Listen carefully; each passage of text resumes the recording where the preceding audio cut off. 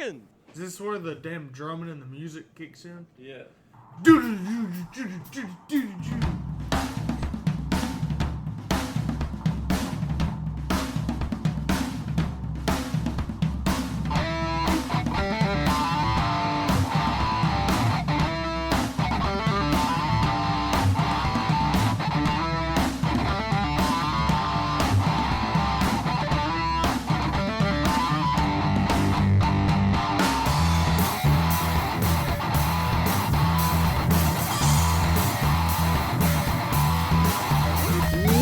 What is going on, everybody? Hello and welcome to On the Pipe Podcast. I'm your host, as always, Tyler Shepardson, and today is Tuesday, February the 28th, 2023, years after zero. That is right, it is already the last day of February, which seems borderline impossible, but March is tomorrow, and we're into the final month of the first quarter of 2023, and I felt like I just blinked, and it was like Thanksgiving. So now, we're already well into race season. We're well into 2023, and by the time you're hearing this, we are probably already into March.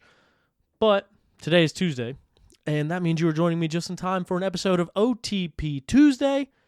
Not the regular OTP Tuesday. Gotta warn you up front. Gotta let you know up front. Not the regular OTP Tuesday. That is because we did a sit-down interview, just like we said that we were gonna do a couple weeks ago, with none other than Zach Osborne. So Zach Osborne was gracious enough to give about an hour of his time, and we talked about a lot of different things. And to be quite honest with you, it was one of my favorite podcasts that I've done so far. So, super fun conversation, super pumped to talk with Zach, and I don't know. The type of person that he is, I think kind of resonates well, and I hope that you can hear that through this conversation. So if you do enjoy this conversation, reach out to Zach and let him know that you enjoyed it. If you do enjoy this conversation, be a friend, tell a friend, let somebody know about the podcast, let them know about OTP, because we got a lot of things in the works, ladies and gentlemen. We got a lot of things in the works. I got a big surprise coming next week. If you follow my personal social medias, you'll probably find out about it sooner than next week. But there is a very big announcement coming, and it is going to affect this show in a very big way. And I think it's going to be great.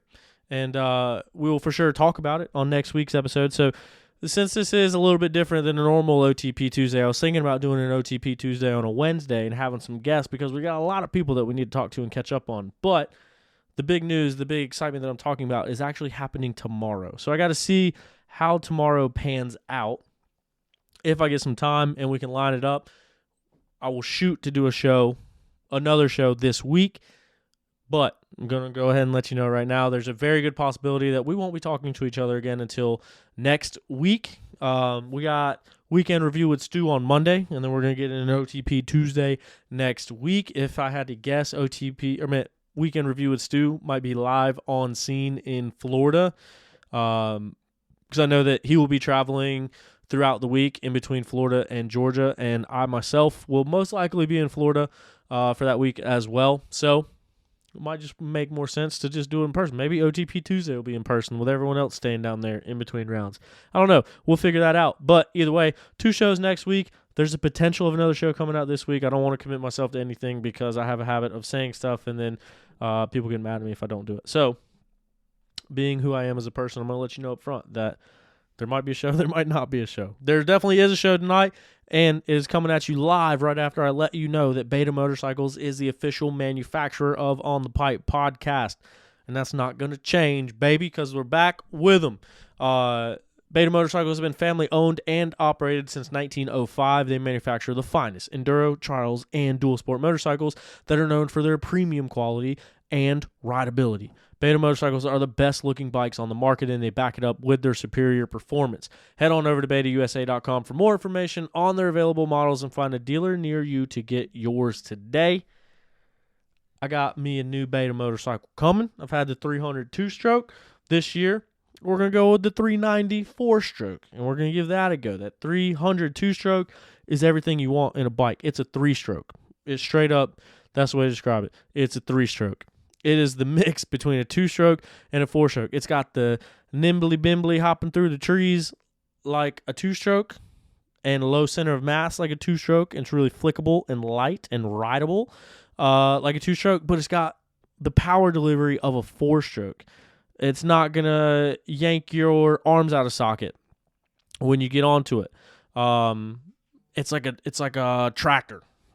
Loves low end torque. That thing will climb a brick wall with the right tire setup.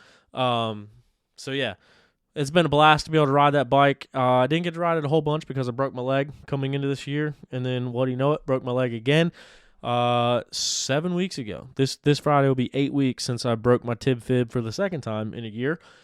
So probably be a few weeks or a month or more until I'm able to ride this new beta motorcycle. But when that happens, I can't wait to see how it does. And you should check out a beta as well, betausa.com. Anyway, moving on to the next sponsor of the show, Zach Tussle. Zach Tussle is a financial advisor for Raymond James Financial. He's a racer as well, and he helps his clients win when it comes to retirement and investments, financial planning, all of that stuff. So Zach got on board with us last year. He's on board with us again for the entirety of 2023. Can't thank him enough. I know several people have enlisted Zach for their services through the podcast, so thank you for believing. Because I'm not gonna talk. I don't care how big this show gets, how little this show gets. You will never see me advertising a product or a service or a person that I don't use, trust, or believe in. Simple as that. So Zach manages several people's accounts that I know. Zach manages pro riders accounts, all sorts of stuff. And the biggest thing for me was the education about a financial advisor and what they do. You don't need to be a millionaire to go out and get an account. You don't need to be rich. You don't even need to be established. You just got to want to plan for a better future and want to have a plan going into your future. And that's what Zach can help you do. I think I said it on one of the past episodes, but if you're 18 years old and you're fresh out of high school and you just got your first job as an apprentice doing something, that's the best time to start. That's the time where you think that you couldn't start and that you don't even need to know what a financial advisor is. That is the best time to start.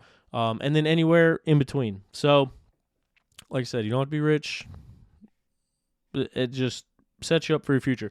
Get a hold of Zach, Financial Advisors, DenverNC.com, or just shoot Zach a message on any of the socials. Zach Tussle, he can be found on Instagram, Facebook, wherever, or you can fill out the thing on the website. Get a free consultation because you are a listener of OTP. So he'll sit down, tell you what it is that he does, what he can do for you for complete free, so you can reach out to him and see if your situation suits the needs. Spoiler alert, it does. But yeah. Anyway, other than that, On the Press screen printing and custom tees. They make the finest quality t-shirts that you can imagine.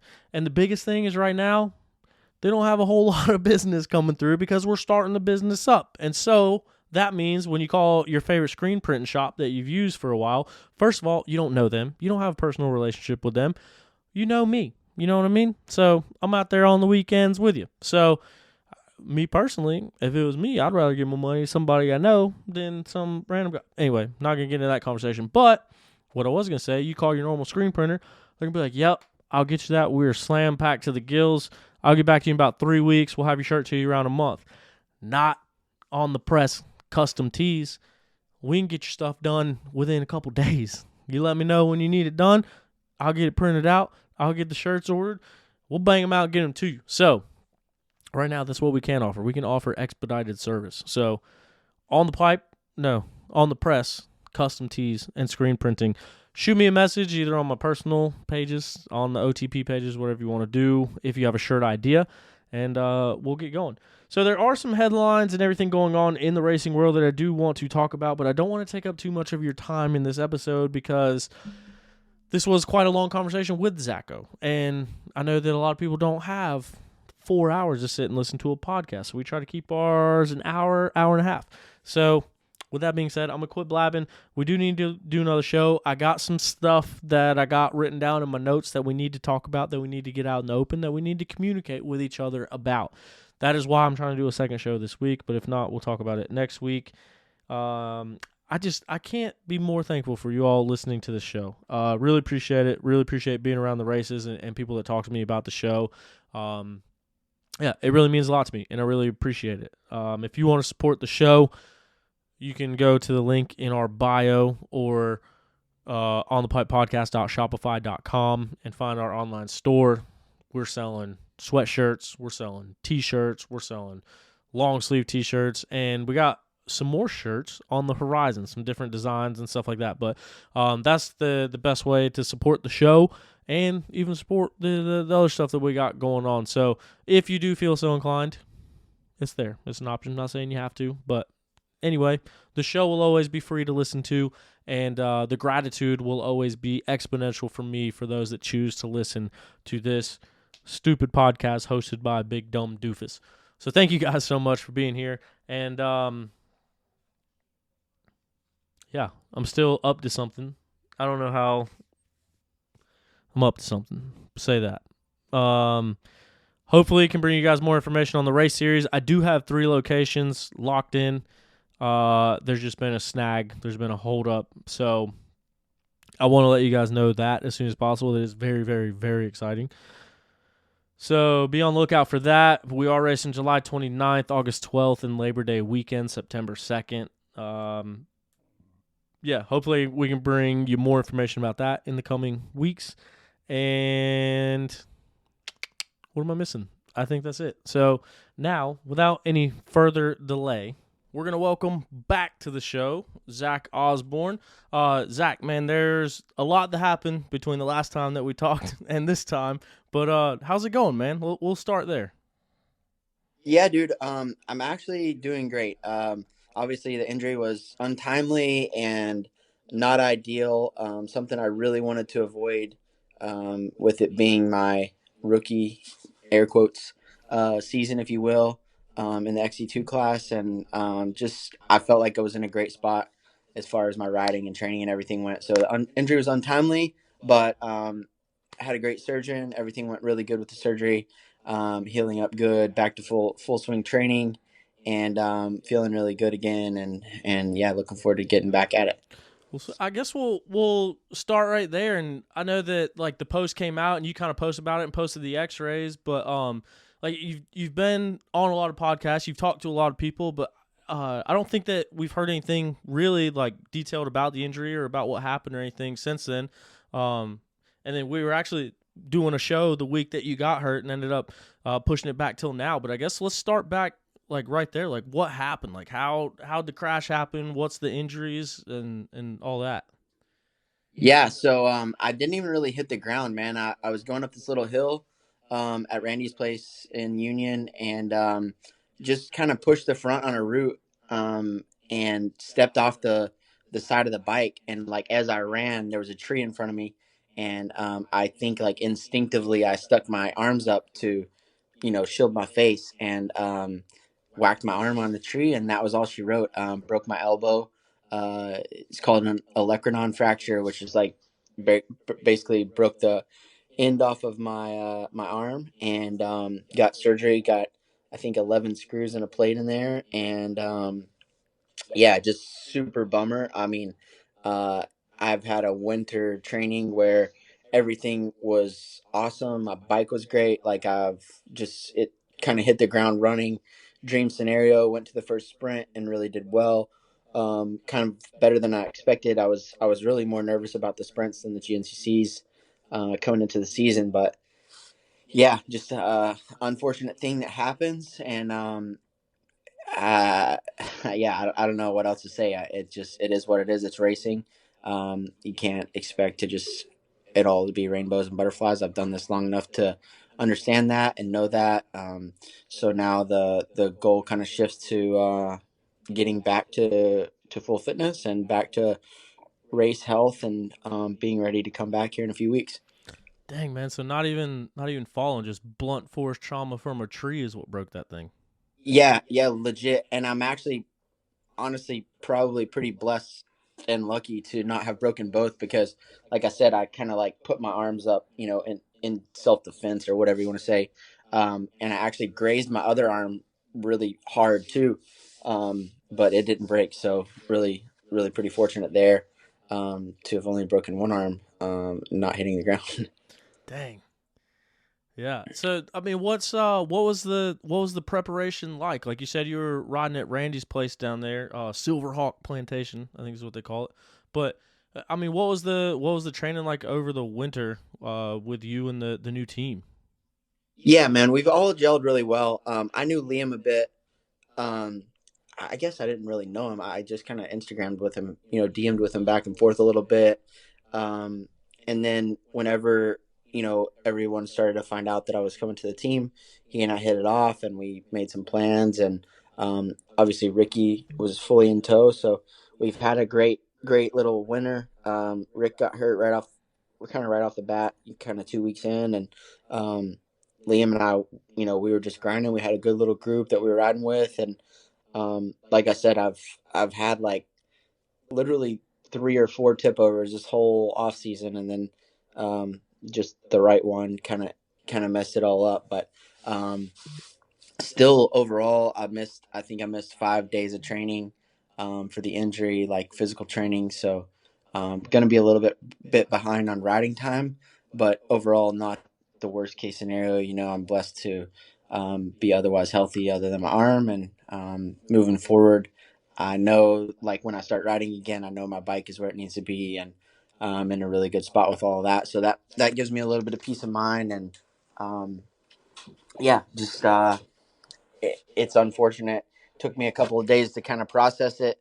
Was really bummed and just like frustrated with myself because I feel like, being 33 years old, having raced professionally for 17 years and all those things, like you just don't let those things happen. Those little injuries. I was riding later in the day, doing a little bit of suspension testing, trying to just make things a little bit better, and got caught out. So it was a little bit frustrating for me from a mental standpoint. But once I got over the initial shock of it and through the surgery, yeah, I really haven't missed a beat since. Went to California, spent a couple of days with Dr. G, getting some therapy and getting all the swelling and junk that was in there out.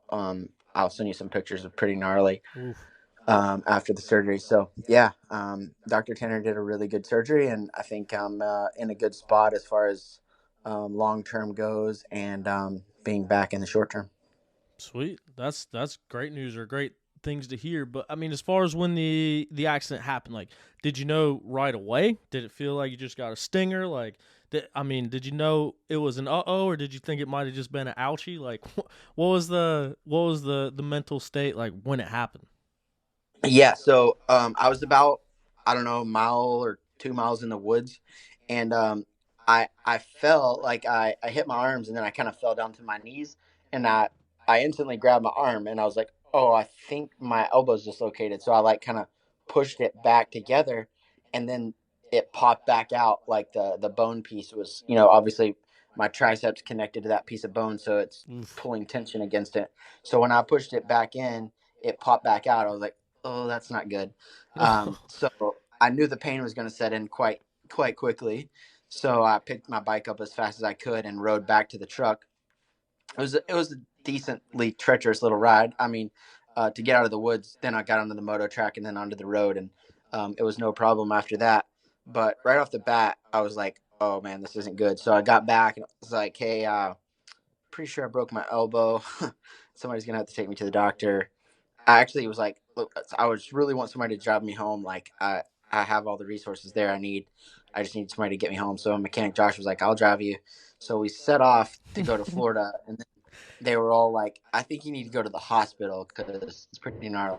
So ended up going over to Dr. Tanner's house, using his X-ray machine, getting a diagnosis, and got surgery 2 days later on Wednesday. That was actually like 6 o'clock on Monday afternoon.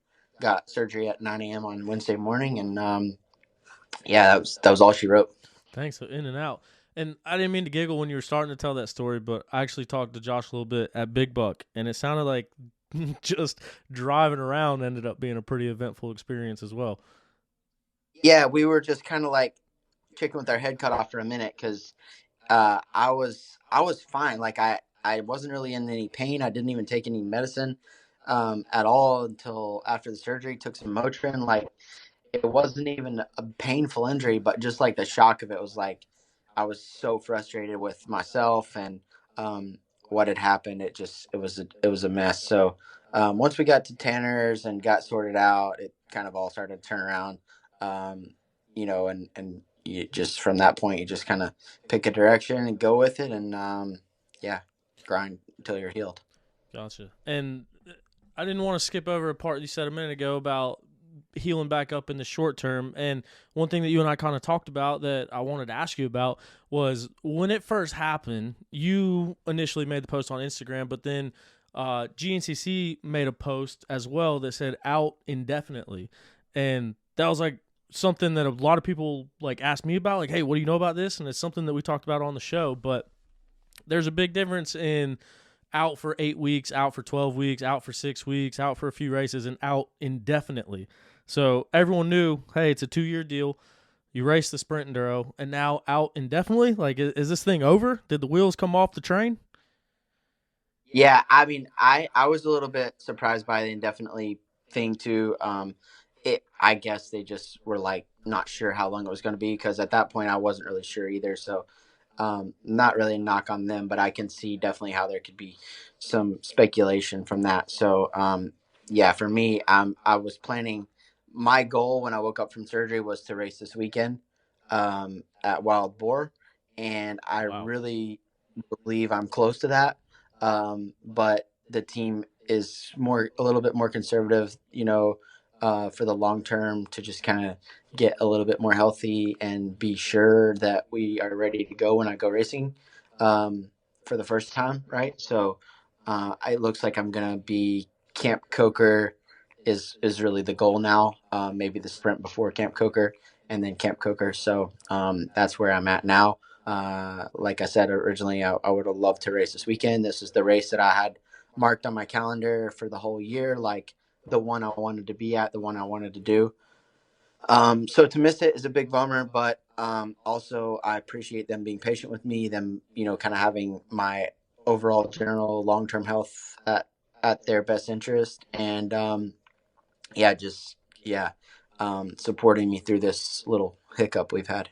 Hey man, we don't heal in our 30s quite like we used to now. Yeah, I've heard that, but like this has been pretty good. I got some follow up X rays last Friday that showed a lot of healing and a lot of progress, and like I said, I feel like I'm really close to being back on the bike. I think right now our plan is March 20th, so another 2 weeks and or 2.5 weeks, and I'll be back on the bike. So hopefully I didn't miss too much time, and I can kind of salvage some of my goals for this season before the season's over, and yeah, make an impression.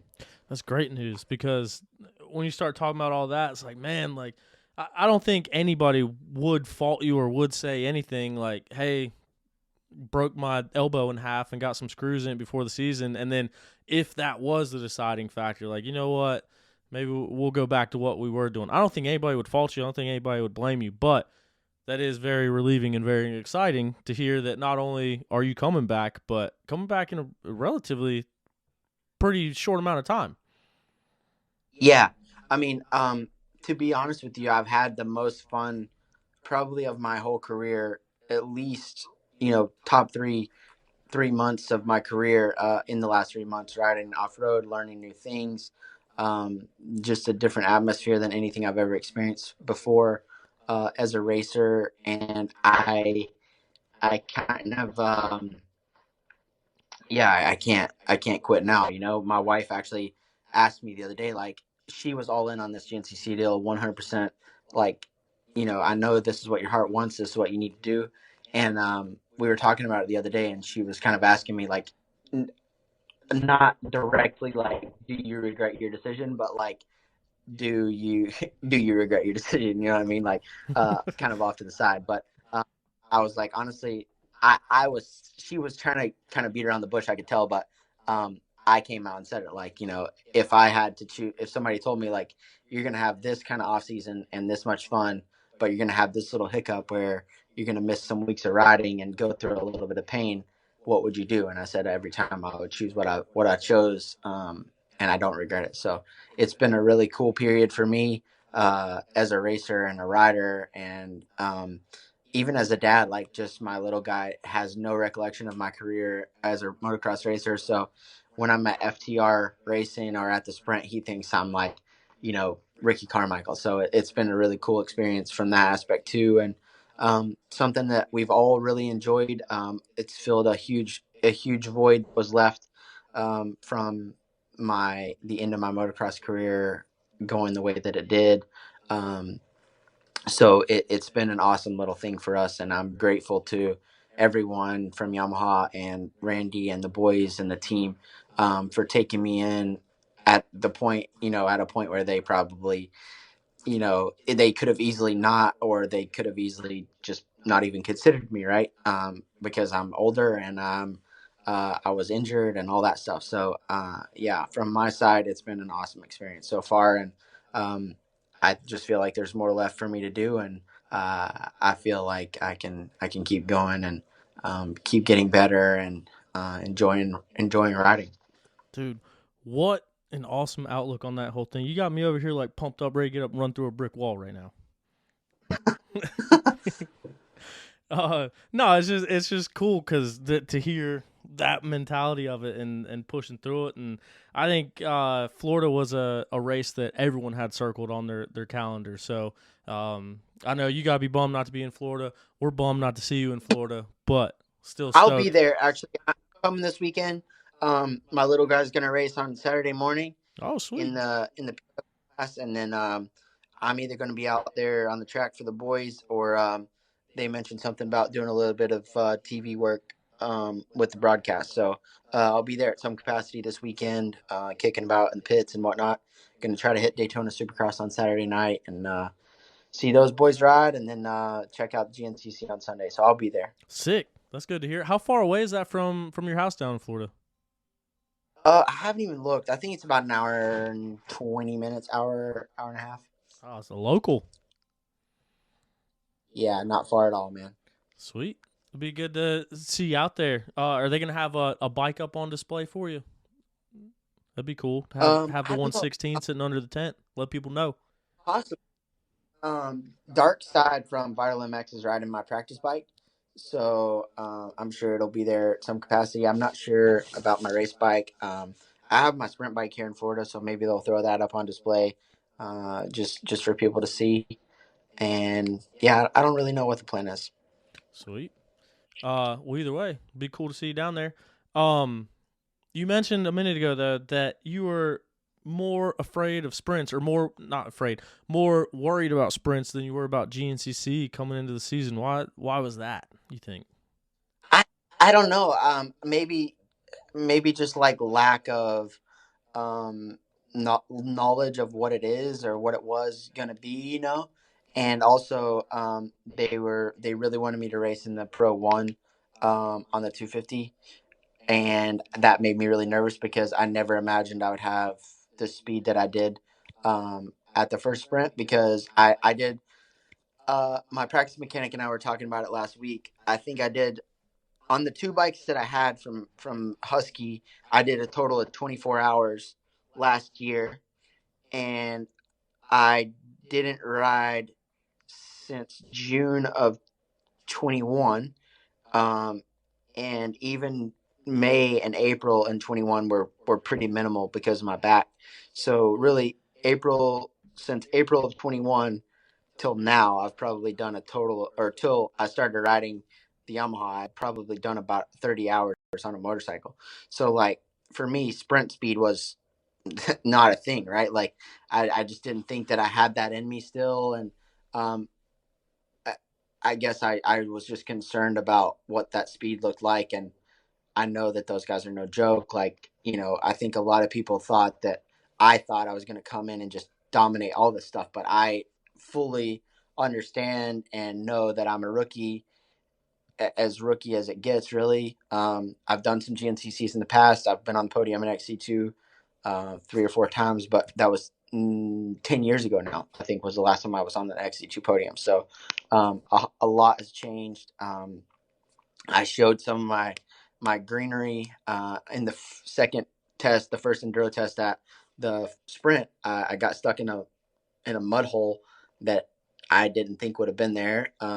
Most people I think would have gotten stuck in the same mud hole, but either way, I got stuck in a mud hole right off the bat, and that realistically cost me a shot at the weekend win. So just all that stuff combined made me nervous for the sprint. I know there's no room for error, and at the GNCC, obviously there's no room for error there either, but you have 3 hours to kind of sort it out and make up a little bit of time or whatever. So I think I was just kind of lacking a little bit of knowledge of the format and all that stuff. But luckily, Liam went with me and was really kind of helping me along, and it went great. And so, like, I know, like, you raced ISDE and stuff back in the day, but there really wasn't any of that style racing in America up until 2016, I think, is when Hooper started Full Gas. But was it anything like that? Do you remember? Like, did any of it come back to you once you got out there and did a couple? Yeah, and I understood that, and I understood the format to an extent, but like just the staging process and like all of that stuff, right? I come from a world where I know down to the minute like when I need to have my socks on, and then going to something where I have a level of like professionalism or expectation of myself and um who the people I represent and all that stuff. So I want to be prepared, right? So going to a race that I have really no idea about, it was tough for me. It was something completely new that I've really not experienced in a long, long time. Kind of that sort of uh, not unpreparedness, but like just that sort of unknowing. I wasn't sure what all that was going to look like for me. So how did it feel when you started clicking off some test wins? What did anything change that in your mind? Like, all right, Yeah, I can get into this. yeah. I mean, I won the first cross test and like literally nearly had tears in my eyes, right? Because I just never thought that I would be back at that level on a motorcycle. And yeah, obviously it's not supercross or whatever, but at the same time, those guys are badass, and I fully understand and know that, right? So for me to go there and win some tests, I think one enduro test, and was really in the hunt all weekend on the enduro test, other than the one I screwed up in. Um, that was huge for me, like confidence wise and um, just feeling wise, that I had my stuff together, and um, the training that I had done was in the right direction, because I I have a trainer and he writes all my stuff, but the most of the writing stuff was on me and on Liam. And yeah, I felt like we were writing good and all that stuff, but you never know until you go racing, right? So those test wins and those kind of being in the hunts validated everything that we had done uh, in my mind to that point. Obviously, I know that there's a lot more at the GNCC. There's a lot more guys, and it's a lot longer race and a lot more variables and all that stuff. So I'm not trying to say I was going to go and do the same thing in the GNCC right off the bat, but like for me, that was a huge validation point that I hadn't kind of made a bad wrong decision by going off road racing, switching manufacturers, doing all the things that I did. It just kind of validated it all for me that everything was going to be okay. Dang, that's cool to get inside the mindset of that. But I mean, when you're looking at it, obviously you only did one sprint, but you've done some GNCC morning races last year, and I know you've raced a bunch of the FTR races down there. So after doing that one sprint and then knowing how you do in like a 2 hour hare scramble, where was your confidence heading into Big Buck? Like, were you thinking that you were going to be more competitive at the GNCC with the 3 hours to work through it, or after doing that sprint enduro, were you like, this is more my speed? I think I can focus on this. Well, for both, my main concern was speed. Like I know I have the fitness. I know that 3 hours is a long time, and there's a lot of variables, and I'm gonna need to learn a lot about myself in that third hour, which is now my whole goal for the season, right? Like if I can go out there and get on a podium or get in the top 5 or whatever, and start to build some confidence with those types of things, and use this season as a learning year, which I guess it is now, but like also the goals change a little bit, and you can always change things up and make them attainable, right? But like for me, once I was kind of validated at the sprint that I had the speed and was in the hunt, you know, that was huge for me. So I think that as long as I have the speed, I'll be okay, because that was, like I said, that was my biggest concern, was just being able to go out there and ride with those guys in a wood setting, right? Like if we go to a motocross track, I'm going to be fast. It's not that big of a question mark, right? But this stuff is all new to me. Yeah, I've done a lot in motocross and supercross, and I've won a lot of races and all that stuff. But this is like starting over for me, you know. So um, that was just a huge piece for me, was knowing the speed.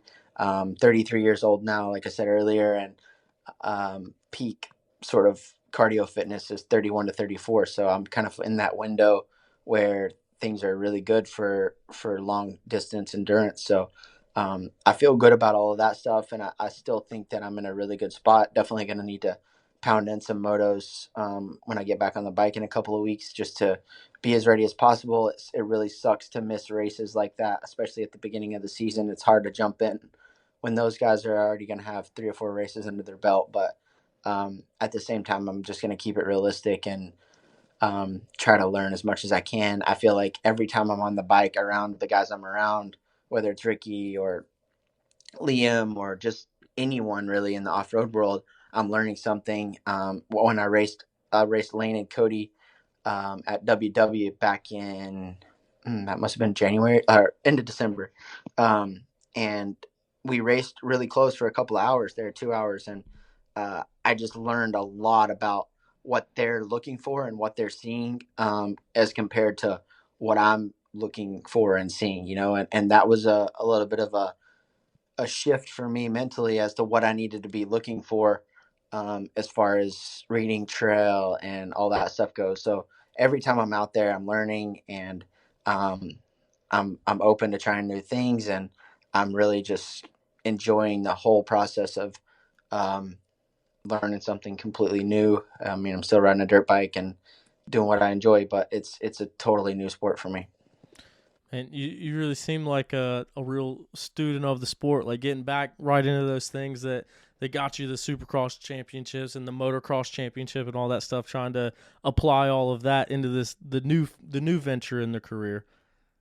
Yeah, and that's a little bit my goal for this, right? Is like I just want to bring the same professionalism and the same um, sort of due process, if you will, to off road to my off road program that I did in my motocross program. That's what kind of brought me success, and that's what I know makes me tick, and I know I can be my best, right? So these people have given me a huge opportunity to go racing at a high level on good equipment, and I owe it to them to bring my best and be as good as I can. I'm in a little bit different position now, having been retired and seen what it's like to not get to go racing when you want to go racing. So I appreciate it. Probably, I feel like I've always appreciated it, but I appreciate it a little bit even more now. Just what it all means and how cool it is to get to go racing every weekend. Dang. So what are you doing now as far as like your time off the bike? Like are you back on a road bike or something already, or are you doing stuff in the gym? Like what are you doing now to stay in shape until you get cleared to get back on the dirt bike? Yeah, so I have an indoor setup that I could ride the first 2 weeks, and then I got back on my road bike yesterday, and that's been all good. So getting in some longer endurance rides right now, and just trying to keep the fitness up, keep my weight down, and be in fighting shape when I get back on the bike. I'm gonna be close. I've definitely lost, like I said, some riding fitness, and that's gonna take some time and some work. But I'm also like, I'm happy with where I'm at, and happy with the progress I've made. My arm is honestly way better than I could have imagined at this point. Um, when I woke up from the surgery, it was quite painful, and um, just you get discouraged. But at the You're only same. 2 weeks out, right? Three? Tomorrow's 3 weeks. Yeah, tomorrow's 3 weeks. Gotcha. Yeah, so in a good spot. Like I said, I just need to continue to grind into this, and be prepared when I come back. At least there's got to be some comfort knowing that if it's the physical aspect or the getting in shape, if that's the main thing you're worried about, then it seems like that's kind of the easiest thing to tackle as far as getting that fitness back with riding and with training and getting after it. Because you mentioned earlier that bike setup was good, on point. I know you rode Yamahas and stuff overseas and in the past and all of that. Did you have any like what were the biggest, I guess, learning curves jumping back over onto the Yamaha after being on the steel frames for so long? Yeah, honestly, I was so nervous about it. Having been on a steel frame for so long and having had so much success Well, with the steel frame and all that stuff. I But don't mean to cut you off, but part of this question too, did you get to ride the bike before you signed contracts and made the deals? Like, did you test any of the bikes out or anything beforehand, or did you sign the deal and then, all right, where's the bike? yeah, basically, I mean, like I said, I've had such an easy transition to it that it kind of blew my mind, because I I just didn't know, right? Like the last aluminum frame I had experience I had was on Geico Honda, and it just never really like unfolded like I felt like it should have, and I didn't know if that was why. Or you ask a lot of questions when you're making a change like what I'd made, like a full on like life changing, career changing change, right? Like to leave the company that I was successful with, and go on this new venture that probably seems silly to a lot of people, right? So I had a lot of questions, but the bike has been incredibly easy to find, incredibly easy to set up. I've had no hiccups at all. In terms of that, I I don't know. I mean, it's just been absolutely easy as pie. That certainly has to be confidence expiring going into the whole deal too. Yeah, it is, and also that's a little bit of how I can rest easy right now, knowing that when I do get riding again, when I am back, my bike's where I need it to be, and I know how good it is, and I know that I'm not going to be chasing that. If I was chasing that, then maybe I'd be a little bit less motivated, or um, less excited to get back on it. But man, I've really enjoyed riding the 250 again. It's been a long time since I rode the 250, and it's something that I've always wanted to do. I actually, Jason Anderson and I used to talk about doing our last outdoor season on a 250 just for fun, because it's so much fun to ride the 250. But I have really enjoyed it. I've really gelled with the Yamaha well, and I think that the base package is awesome. The bike that I'm on is pretty much consumer based. I mean, I don't even know what wouldn't be consumer based on it, actually. Like as far as stuff that you couldn't buy, it's not like stuff that I used to race, that's unobtainium Yeah. to the common folk. But it's awesome. Like it's been a great transition, and I've had, like I said, no hiccups and no qualms with it. I really have enjoyed the bike a lot, and the team as well. Man, that's got to be a crazy thing for you. Like, best of the best factory, like supercross teams, factory motocross teams, everything that's on those bikes and goes into the R&D. And then you show up in Union, South Carolina, and they're like, all right, this one came off the showroom floor. We got your graphics on it. What do you want for suspension? And then there's your race bike. Yeah, I mean, I know, obviously it's more than that, but it's different, right? But like, and this got taken like in 9 million different ways out of context. But like the torque spec thing that I was talking about on Instagram, the clip made it seem like I was being a complete and total, I don't know, prima donna or whatever. Princess But and the Pea. yeah, so that's just this, like there's a ton of stuff out there, right, for factory guys in the 450 class, especially. Like you can literally whatever you want, it's there. You can, if they don't have it, they can make it. It's whatever, open book, right?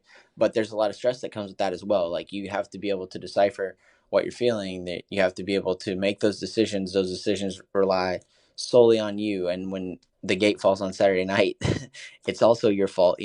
There's a lot to that. So having a little bit less, let's say, options. I definitely wouldn't think it's resources, because we have all the resources we need at Empro. Like it's a great little squad, but I've enjoyed the simplicity of it. Like it's not so overthought or oversold or anything like that. It's also um, there's some bliss in not having all those options, and a little bit less to choose from. Yeah, the KISS method. KISS Yeah, method. Keep it simple. that's right. uh yeah, and I mean at the end of the day too, like granted, like racing GNCCs back in the day and like the prime year or in your career while you're still doing all that, and then racing a GNCC now, I'm sure there'd be a little bit different feelings, but it's also got to be a little bit different. Like, hey, at the end of the day, this is just a trail ride, like going out trail riding. We're not going into the Patriot Stadium to race a Supercross race. Like, did any of that factor into it, or knowing your mindset and the way that you take it, were you going into the big buck with that same exact mentality like you are in one of the big stadiums again? Yeah, I mean, yes and no.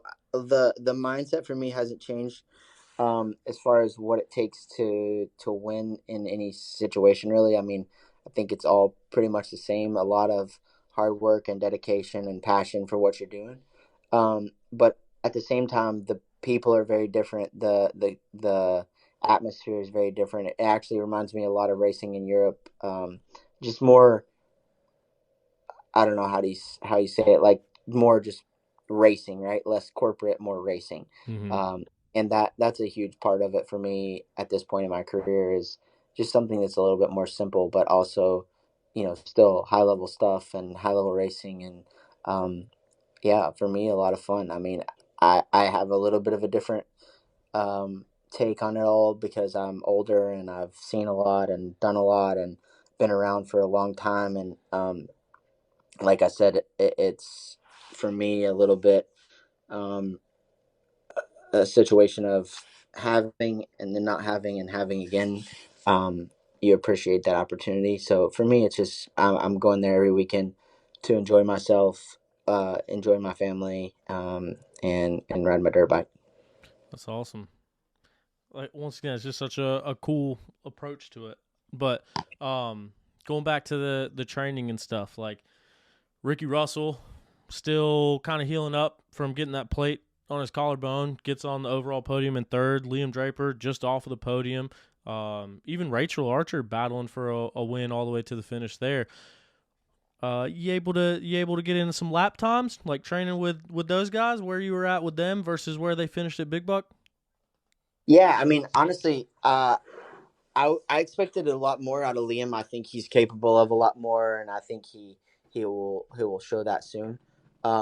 Ricky, man, I felt so bad for him. We were at this place here in Florida, riding, having a good day, and we were using the Cardu system. I don't know if you've seen that Cardu radio system that I use with my practice mechanic, but we were me, Liam, Ricky, and my practice mechanic were all on this system, and it was the end of the moto. Like the moto was over, so uh, Dana told us like, "Hey, it's over. That's the last lap." And Ricky, I guess, didn't hear him or heard him and was trying to finish the lap because they had been timing at a different spot the week prior, and yeah, literally tipped over in a corner, just right, fell, broke his collarbone.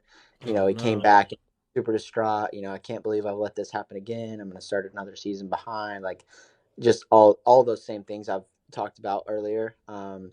And I felt super bad for him, because he'd only really done like a week and a half or 2 weeks of riding on the Yamaha and switching over from gas to gas and all that, and then falls down and breaks the same collarbone. Bad deal, right? So he's all devastated, and then yeah, started riding 2 weeks ago, I think, and to get on the podium at the first race was a huge stick of confidence for him, just to know how, I guess, little prepared or unprepared he really was compared to what he wanted to be. To go out there and get on the podium was huge for him. So I'm stoked for Rick, and I think Liam has a lot more in the tank, and he'll show that soon. Yeah, 100%. I yeah, to see Ricky up there after that in such a short amount of time, and it was cool because it going into the season not know or with the unknown, especially that close to the season, as I'm sure you've experienced a lot of the same emotions, like you said. But I was pumped to see it too. Yeah, Um, no doubt. as far as like your deal with Yamaha, like when did that start coming about? Like when did the talks begin? Like kind of throwing it out there, and then when did they get serious? Like, all right, this is really gonna happen. Yeah, so obviously I was in a 2-year deal with Husqvarna as the ambassador in the ambassador role, and it just was not quite where I felt like I needed to be. Like I enjoyed it um and everything, but it just wasn't quite my cup of tea, right? Um and I wasn't even really searching, but they came to me. I guess it would have been like middle or end of September, beginning of September. I don't remember really, and kind of asked if there was some interest, and I was like, yeah, I don't know, like if I'm even capable of that at this point in my life, fitness wise, blah blah blah. And they were like, no, we're pretty sure you are. So So did Randy talked. approach you directly? Yeah, yeah. Actually, the person who kind of initiated it all is Ziggy from Factory Connection. Mm. So Ziggy kind of put us in contact, and um, yeah, it just kind of escalated, and I really didn't think that there was any way it was all going to come together. Like it was a long shot for me to get out of my Husky thing, and for them to kind of pull it all together financially and physically and all that stuff. It just seemed like really late to really start on something like that, right? So um, for me, for a bit, I was like, yeah, okay, like this seems cool. I'm gonna get my hopes up, and then the rug's gonna get pulled somewhere, and we're gonna be flat on our face. So, yeah, it all worked out. Took a while for Husky to kind of understand where I was at and everything, and they were gracious and um, gave me the grace to leave and pursue this little gig that I have, and yeah, the rest is history. Was there any like hard feelings with Husky, like separating from that ambassador role? Like, was there any bad kickback, or was it more just like confusion on their part? Um, a little bit of confusion, I think, but also like the way that things ended with my motocross career and all that. There's a little more that than meets the eye. So it was, I don't know, it was time for me to move on, and I think that they were understanding of that, and like I said, they were gracious enough to let me out, and I'm grateful to them for doing that. So, um, yeah, no bad blood left over, I don't believe. So, yeah, onwards and upwards. There's never idea for a counter offer, like, hey, I mean Thad Duvall, our factory Husky guy, just switch teams. We got an opening. Maybe we can do this Yeah. GNCC thing over here. No, there was no counter. That was like, I offered that, so there was no counter, and yeah, I was free to go. Oh wow. Well, as far as signing that 2 year deal, did you kind of look at that as like, all right, I need a learning year, and then I need let's turn some heads year, or was that second year going to be an XC1 year? Like, was that the plan? Yeah. So, XC2, so the XC1. contract is written. The contract is written XC2 in 2023 and XC1 in 2024, and that's the plan as of now. I don't know how this changes it or whatever. Randy and I will cross that bridge when we get there.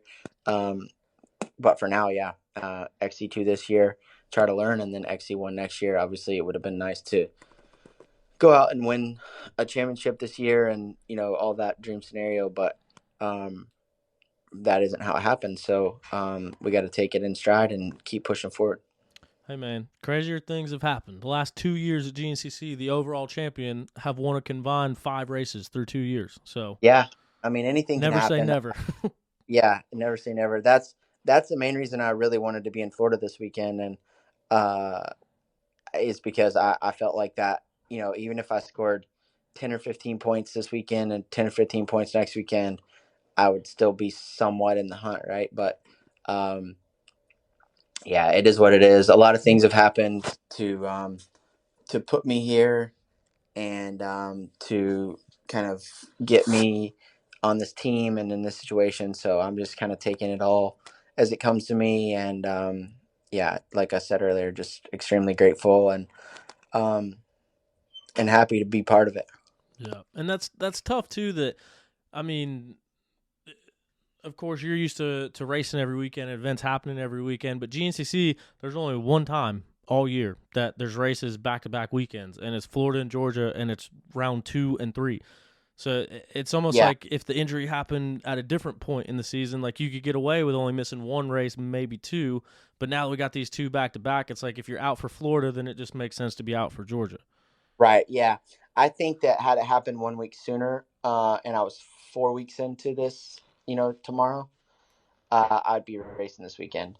But with it being 3 weeks and just the statistics on bone healing and um, injuries and all that stuff, it just doesn't seem like the smart play long term for anyone involved. So that's why we're kind of choosing the safer route and going, yeah, to either Big Buck number 2 or Camp Coker. I probably end up being Camp Coker just because um, kind of meets the timeline a little bit better.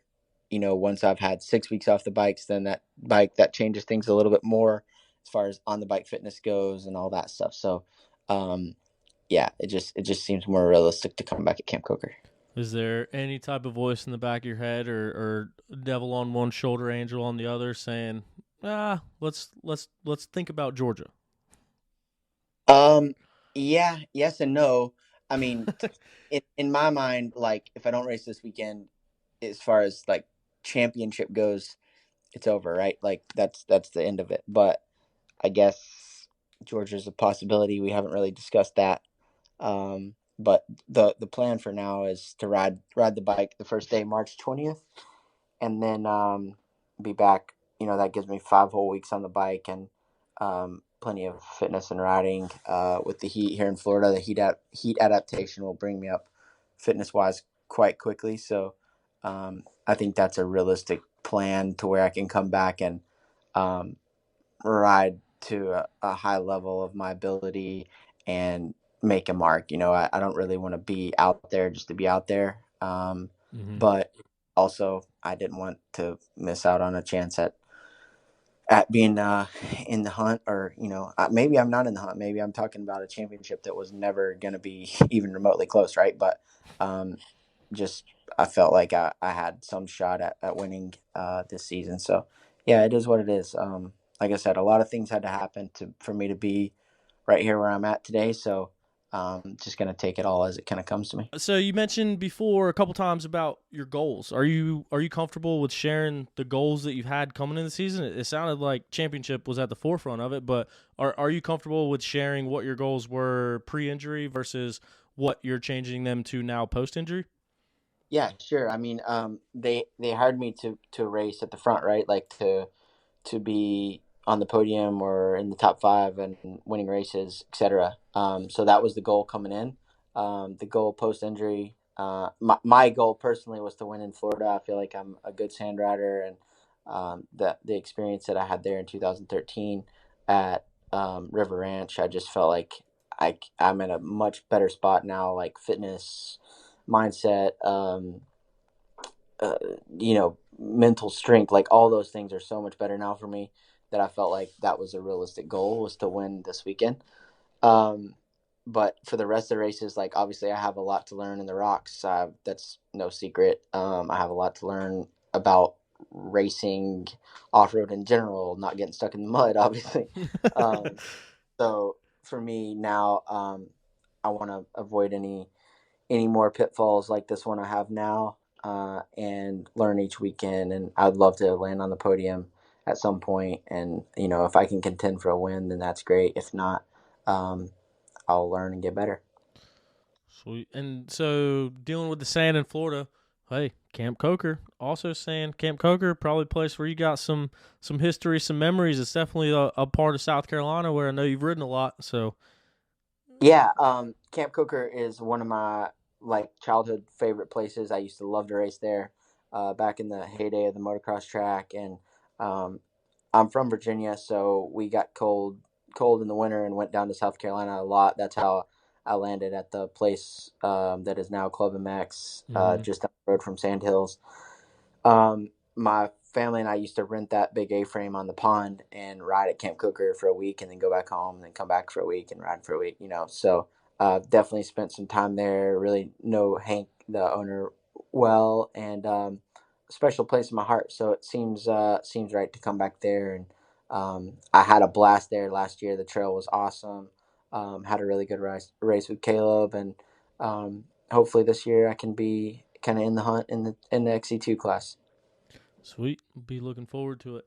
Um, Kind of want to get on to some now that we've gotten all that out of the way. I kind of want to talk about some more stuff, like just more of like you in general, and like I know, so you're like more active on Twitter than I think any woods rider has ever been. Um, Well, that's recent. Whenever I got hurt, I took a hiatus from Instagram, and I've gotten more into Twitter. I'm about to get off of all of it. Honestly, I'm so over over it all. But no, I do like Twitter. It's good fun. Most of the time. yeah, that's one of those things where I avoided it for a really long time, but I actually just started getting into it myself. But I thought it was cool. Like I said, I never really. I guess some of the moto and supercross guys get to tweeting, but I don't think any off road guy even has a Twitter. And I'm lumping you as an off road guy now. But Yeah, go ahead. I am. I'm an off road guy now. Good, Big off road confirmed. guy. Heard it here. But no, it's been some cool stuff on there. So like, for instance, I tried to challenge myself last year to read more books, and so when you posted the thing about reading a book a month, that kind of resonated with me, and I shot you one of my book recommendations. But what was the book for February? The book for February is called Boys in the Boat. It was actually the book for January as well. So I'm a month behind, but yeah, just I hate like New Year, new me stuff. So I was Yeah, like, I'm gonna set some kind of goal this year. And the main reason I set the goal was to just kind of inspire my kids to read more, to use my phone less, and just kind of be more present as a dad at all hours. Like both my kids are homeschooled, so they're home all day, and I have a new baby now, 3 month old today actually. So the less I can use my phone and the more I can be kind of present in the household, the better off we'll all be. So that was kind of the reason for that goal or resolution, if you want to call it that. Um, but I'm a little behind so far. yeah. I got super heavy into it. Ordered a whole bunch of books. Started like 3 of them. I don't think I finished any of them. So I understand. Yeah, I have that problem. I've read a little bit of a lot of books. Yeah, exactly. I don't know. For me, man, I gotta find a way to be able to read. If I'm hunting down an answer on the internet, man, that's the only thing that matters in life. But when I'm trying to read a book, it was like, what was that noise over there? What did I have Yeah. for lunch the other day? When's this next race gonna be? I don't know why. I just can't focus. I could read a whole page and not tell you what I just read. Yeah, there's this meme that my wife and I laugh at all the time. It's like this guy. It says nobody, and then it's like this guy with this bewildered look on his face, and it's like me at 2 a.m. Where the f is my birth certificate? Yeah, That's me reading a book. Like what happened? All that stuff. yeah, just chasing squirrels. But another thing I noticed on there, you're a big NASCAR guy. It seems like. Is it safe to say you're a big NASCAR guy? Yeah, that's safe to say. I am a big NASCAR guy. Is this a, I a lifelong thing or recently developed? So I would say it's recently developed into what it is now. I've always been kind of a NASCAR guy. I grew up in Abingdon, Virginia, which is the next town over from Bristol, Tennessee. I lived about 12 miles from Bristol Racetrack when I was growing up. My dad raced drag cars, so was around the racetrack a lot. And recently, I don't even really know when it happened, but like maybe 2018 or so. I got a little bit more into it and started to kind of follow it. And then during COVID, I got the simulator bug, and then bought a simulator, and now I race NASCAR all the time. Yeah, it just kind of progressively escalated, um, and now um, I'm kind of, I don't know, most of the accounts I follow on Twitter or NASCAR. Um, I'm that fan of NASCAR, right? Like I'm that guy. Dang. But doing the weekly sim racing events and doing all that kind of stuff and getting more heavily involved with it. Like, are you friends with any of the NASCAR guys? Because we just saw Travis Pastrana race the Daytona 500. I mean, do we see any of that on the horizon? Oh, I The mean, post career. if I had Pastrana's money, yes. I know Randy's got some late models over there in the shop beside the race shop, and I'm gonna have to sit in one of those before the end of the year. I don't know if we're gonna have to make some kind of race wager or something on that, but yeah, I would love to. I actually had a test lined up with Ben Kennedy Racing last year, and just kind of totally failed. Waited for like 4 months on my suit, and by the time it was all said and done, it was kind of a lost opportunity. But yeah, I would love to do some oval track racing. I'm in a couple of leagues on iRacing. Get to drive with some really cool people, some really cool NASCAR drivers. So stoked on that. But I just I love it. I don't know why. I did realize one thing today though. Like I always thought motocross and supercross fans complained a lot about broadcasts and all that kind of stuff and money and all that. But NASCAR is like 50x on all that. They complain way more. Yeah, it seems like you can't make anybody happy in either one of the worlds. I just think Yeah, they're louder in the NASCAR realm. yeah. There's a lot more of them, I think. Yeah. Who's your favorite driver? Who we pulling for? Um, Big Noah Gragson fan. I I really like Kyle Larson as well. I think he's the driver's driver, right? He's just a Hundred bad percent. dude. Big Dell Jr. fan. Even though he doesn't really race anymore, I love all of his podcasts, and I respect Junior a lot because I wish that I was the historian for motocross that he is for NASCAR. The dude's just like a walking history book of everything that's ever happened. All of his collection.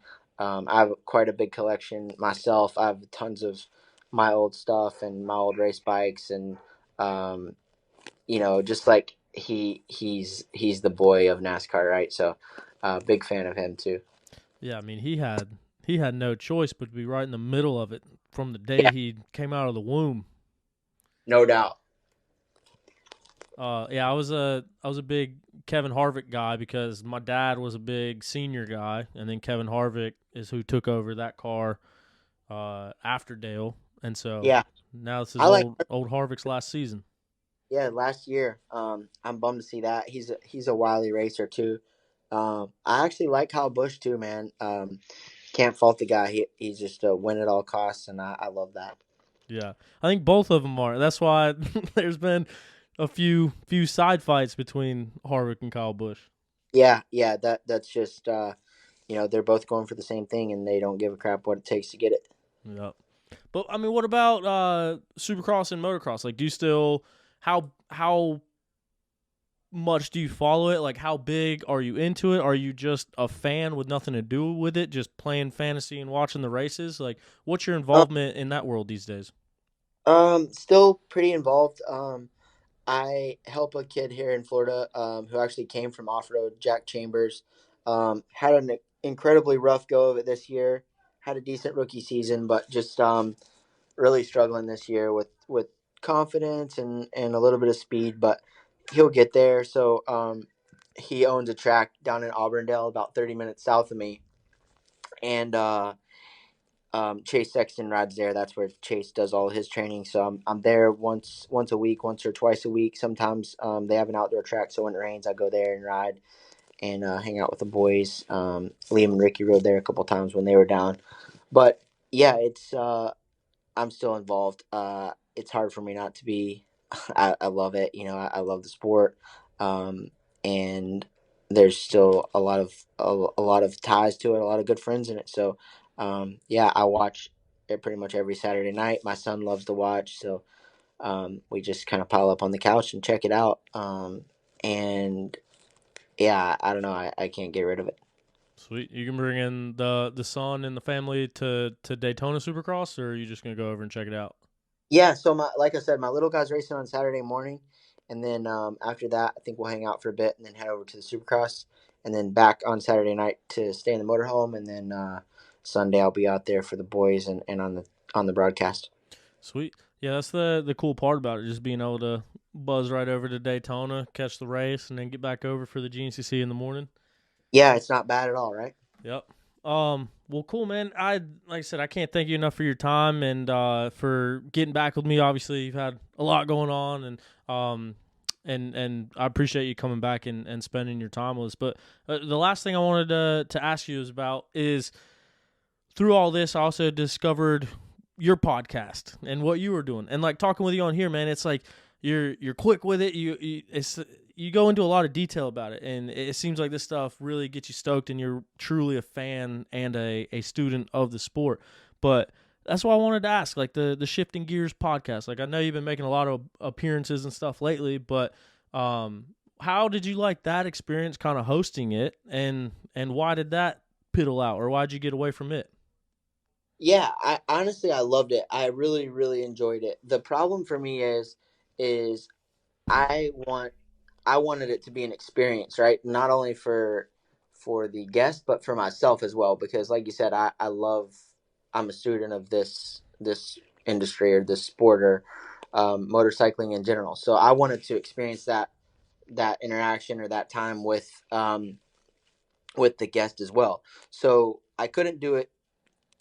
I could have done it over the phone, I guess, but I wanted to do it in person. And most of my in person opportunities were on Friday at the races at motocross or supercross. So it either had to be somebody in the sport, somebody that lives in Claremont, or somebody that was willing to fly to me and do it, or somebody that happened to be at a race like Andrew Short. The one episode I did with him, he was at the race in Colorado, so I got to sit down with him. Had some awesome guests, some super cool people. Doug Henry, that was awesome episode. Um, I I I took a little bit of heat for it, just for like, oh, you're not focused, you're doing something else, blah blah blah. But the result, Why? Who gave you oh, flag for that? Like you don't sit and talk to somebody in your during the week, like. yeah, and like for me, like on the producing end, it was nearly nothing. Like I would always just take a notebook, add questions, outline of what I was going to ask and what we are going to talk about, and that always went completely off of what I had written down. Yeah. uh, but rarely did we ever have to edit, and if we did, I could do it in like literally 10 seconds. All the commercials were pre-cut, and actually made really good money doing it. Steve hooked me up with a great opportunity, and I enjoyed it. But in 20, it was kind of, I don't know why, but I was like, man, I just need to kind of focus down right here and grind into it. And then COVID happened. And then, yeah, that was that. It was kind of over. I didn't renew anything before 20, as far as contracts went, for the podcast. So I kind of let it fly by the wayside. Now they're done, everybody is starting one up, and I kind of wish I had kept it going because I feel like the following would have been quite decent by now. But Yeah. I'm building a new house at the moment, and in my garage I have kind of a place where I would like to put a little studio slash place to record, um, and that might bring it back. That might be the thing that makes it fire back up. And honestly, I would do it for free if I could just get budget to have the guests come and kind of stay the night, talk, um, have dinner, have an experience, and then do a podcast and go home. Like I'd be stoked on that just for the sake of the history and getting to meet people. Yeah. No, and like I said, I started listening back to them, and they're good, and so it'd be cool to see you get back get back on the train. It's always a pleasure talking to you, man, and love to hear your insight on everything. And being the historian that you are, it's cool to kind of get that stuff out of people, especially people that you know well, and get them talking and get them chatting. So, yeah, man, it'd be cool to see that come back. Yeah, that was the idea, right? Like just to have somebody who's still in the sport and like a little bit more tied to the inner workings of it all, from a rider standpoint, ask the questions and kind of carry out the interview, and it worked quite well for us. I think, you know, a lot of people had a lot of positive feedback about it, and I think, you know, I enjoy the hosting side of it. I didn't enjoy the TV thing that I did. That was really tough for me. But I did enjoy the podcast a lot. What TV thing? The Supercross announcing, I Oh, did yeah. that stuff last year. That was extremely tough. What did you not like about it? You're about to be in the booth this weekend. Yeah, live TV is different, man. Live TV is gnarly. You know, people don't understand kind of not the box that you're put in, but like the parameters that you have.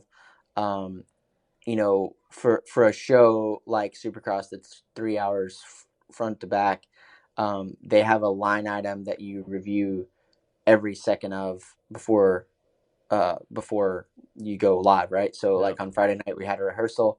You start on line item number 1, that may go for 15 seconds. Line item number 2 is 15 seconds to 45 seconds, and you go down that list, and there's like, you know, 400 of them. Yep. And you need to know where your place is. Like you have that all highlighted. You know, we're coming to you in 3, 2, 1, and then you're talking, trying to make sense in the time you have, which is like 10 to 20 seconds, and they're counting in your ear like we're going to Ricky in 3, 2, and you're still trying to finish your sentence. Like so much going on, and it's not that I didn't like it. It's just that, like I said about the sprint earlier, like I didn't quite know what I was getting into. If I had time to properly prepare and be what I felt was really ready, I think it would have been a little bit different. But it was really tough for me. Yeah, it's no joke, especially people like you said that haven't been on the backside of those broadcasts or those productions. It's intense. You got someone talking Yeah. in your ear while you're trying to talk, and you got to register what they're saying while not goofing up what you're saying. And Yeah, I told someone like it's like having an informational podcast in your ear that you need to know everything about for your next step, and talking at the same time. yeah, definitely have to multitask. Yeah, and I feel like I'm a decent multitasker, but this was next level. Yeah, 100%. Even like so, like for me, like I announce races and stuff all over the place, and every now and then you'll get a spot where it's a really bad echo to where your voice is coming through on a delay from what you're saying, and even something like Yeah. that, it's hard to damn get a thought. I'm sure you've done interviews where it's been like that, but that's your own voice coming back. So when it's another voice and you got to actually comprehend it, it's a whole nother ballgame. Yeah, I mean, like on Race Day Live, people don't understand that you know, there's tons of action happening on the track. Like if you just sit up in the stands and watch as a fan, you'll see tons of stuff. But you're only speaking to what's on the screen. You're only speaking to what the fan at home can see, because that's what the broadcast is for. So that's just a whole nother aspect of it, and just there's a lot to it, man. TV broadcasting is no joke. Yeah, man, I couldn't be more thankful for you coming on. Really appreciate your time and appreciate you chatting with me. And I think we all got a lot of insight for listening to this one. So I just wanted to say thank you for that, man. Yeah, no problem, man. Anytime. All right, sounds good. Well, we will see you this weekend in Florida. And yeah, hope you have a good rest of your week. Thank you. All right, thanks, Zach. See you.